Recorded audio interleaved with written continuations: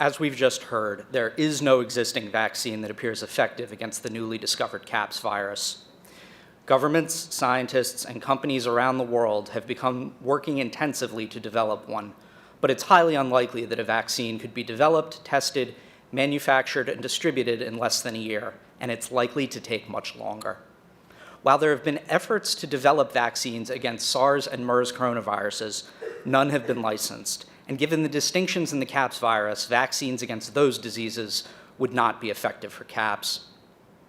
The antiviral drug Extranavir has demonstrated some efficacy against the CAPS virus.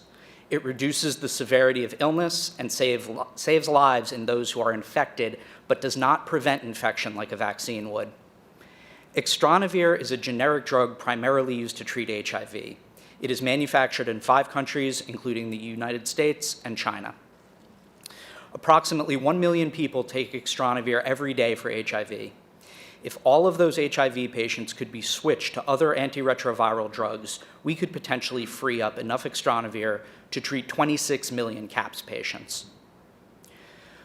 Assuming further that we could double production over the course of a year by bringing additional manufacturing online, we could eventually have 52 million treatment courses per year, but it will take many months to get there.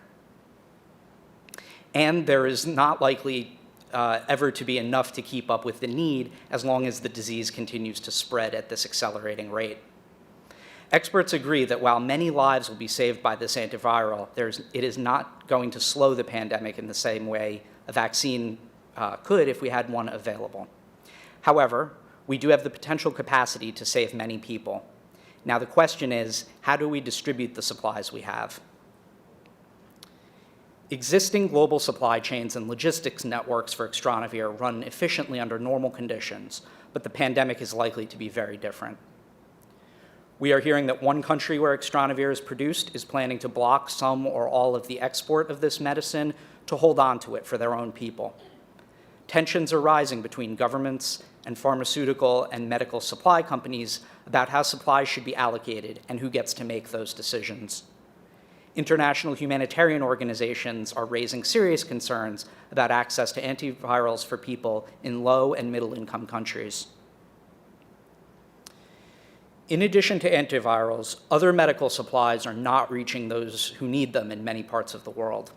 This is especially pronounced in low and middle-income countries, which are reporting the highest rates of disease transmission and mortality.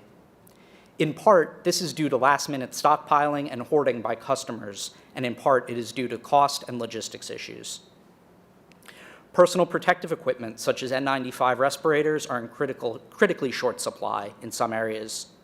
N95 respirators are manufactured by many companies around the world, but there are no reliable estimates of how many are produced or what global production surge capacity is. All we can say is that production capacity covers normal demand, and it is not uncommon to have temporary shortages during severe flu seasons. In a severe pandemic, we can expect the need to increase by a factor of at least 2 to 3. Given these supply issues, there are a number of potential proposals being floated aimed at coordinating and facilitating medical countermeasure allocation and delivery around the world. Politicians, business leaders, scientists, and policymakers are weighing in. Some are suggesting that suppliers and buyers continue to work independently to decide where to send antivirals and medical supplies. Others are suggesting that countries where these products are made should be able to decide where those drugs and supplies go. Still others are recommending that suppliers, buyers, and countries entrust a central international entity or organization with the job of allocation and distribution decisions for at least a portion of antivirals and other medical supplies.